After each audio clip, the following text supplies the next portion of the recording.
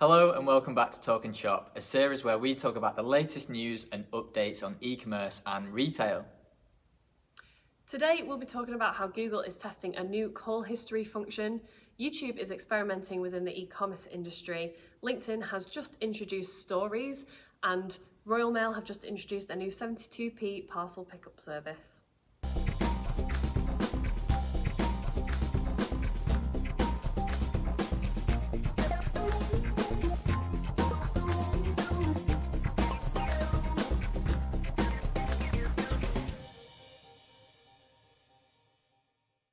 Our first story today comes from Google. Now, they're currently testing a new feature called Call History, which is designed to help businesses see and respond to missed calls from Google Search and Maps results. Now, this new feature is currently only available to a select group of US-based businesses, and it is only opt-in for now. But the hope is that this great new feature will expand to the UK in the future, as it will benefit many businesses in retaining customers.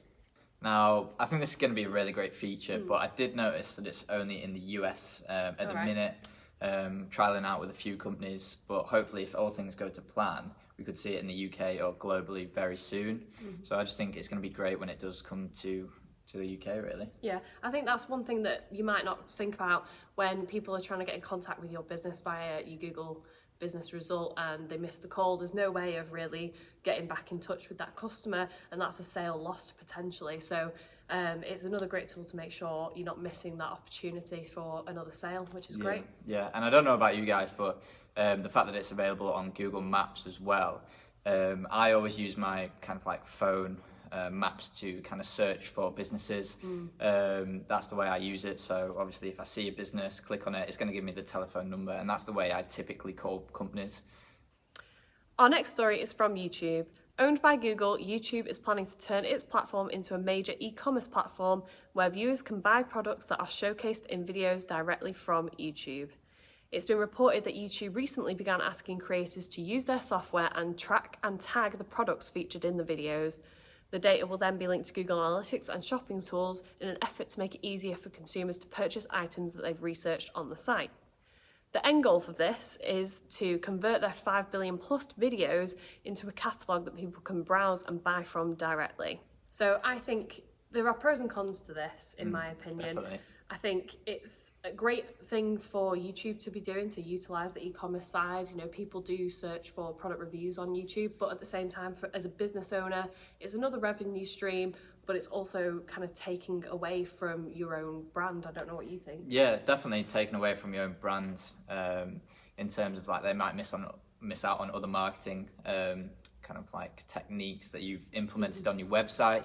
So say they're going to be checking out through YouTube now, instead of coming onto your website, getting maybe like your newsletter pop up, or even your Facebook pixel tracking on the website there. So it's going to be kind of harder to remarket and get a returning customer, purely because they're checking out through YouTube, really. So YouTube's benefiting, and you also are to a certain degree. Yeah. But then, as I say, yeah, pros and cons. Yeah, and at this time they haven't released any detail on kind of like how they're going to basically make any money from this. So we don't know whether it's going to be sort of like a percentage charge on every transaction, or we just don't know. So, you know, we'll keep our ears out for you on this topic. We have some more updates from LinkedIn, who have released the option to upload stories to their platform. So similar to Snapchat and Instagram. This is when you can upload a picture or video to be seen for up to 24 hours by your followers. Now, their reasoning behind this is to create a more casual and immediate way to share news. Now, I completely agree with kind of like the immediate way of sharing news, because usually stories are pretty simple. Obviously, you don't want to put too much effort into it because it's only going to last for 24 hours. So I completely agree with that. It would just be kind of like taking a picture or a short video that you can share quickly to your audience. But the personal side of things, I don't think is the right place for LinkedIn. There's other platforms for that, obviously, like Instagram and bits like that, to kind of like share that personal aspect or behind the scenes kind of feel from a brand or a kind of like an influencer or something like that. So I think the fact that it's all going to be on LinkedIn isn't really right, in my opinion, and it should be kept kind of like more professional. Yeah, I kind of agree with you there. I feel, especially if you're like an e-commerce business selling products and stuff, your audience might and probably isn't going to be on LinkedIn. And the place where they engage with you the most is going to be on platforms like Facebook, Twitter, and Instagram. Yeah. And you know, sort of Instagram has its stories already, as does Facebook. Yeah. And that's where you're going to get your engagement. So I'm not sure many business owners are really going to get sort of like value out of this new feature from LinkedIn, but. Yeah. Exactly. Yeah, and that should be a way to kind of like grow your other platforms. So LinkedIn, you put a post, say like, oh, if you want to see behind the scenes, check out my Instagram story and bits like that. And that's where people would go onto Instagram for that content. And I just don't think it should really personally be on LinkedIn. But I mean, some businesses will find it useful, so we'll just have to see. Obviously, it's only just been released, so it could be beneficial. But yeah, it's just my first initial thoughts. Yeah, same. We'll see. Our last story for today is about the launch of the new Royal Mail 72p parcel pickup service.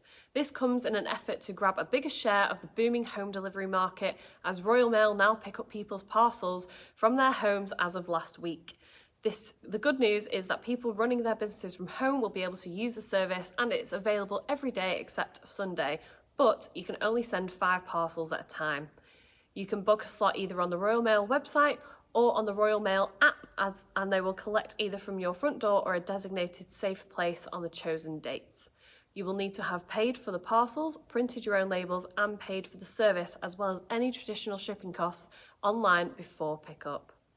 I think this is going to be quite a good thing for smaller businesses, maybe those that are just getting started, that need a few parcels delivering, and they get a few orders a day. But there is, like I said, there is that limit of 5 per day, which can be a bit restricting for perhaps more established businesses. Yeah, definitely, because they'll struggle. They'll probably have to book like multiple time slots, and yeah, it's just not really, I guess, feasible for them.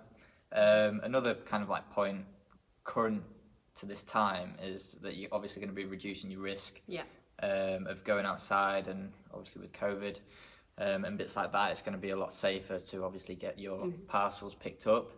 Another point, maybe because this is kind of like fairly new, that Royal Mail have introduced, we're not too sure obviously the demand side of things, like do they have enough drivers or kind of like vans to be picking up obviously your parcels, and if it doesn't get picked up on time, or if there are certain like logistical issues, is that going to have kind of like a negative impact on your customers receiving the product? And then obviously that could just snowball into like bad customer service. Yeah. Customers won't order again. But yeah, definitely. That's it for this episode's news. If you haven't already, make sure to like and subscribe for more e-commerce news in the future, and we'll see you next time.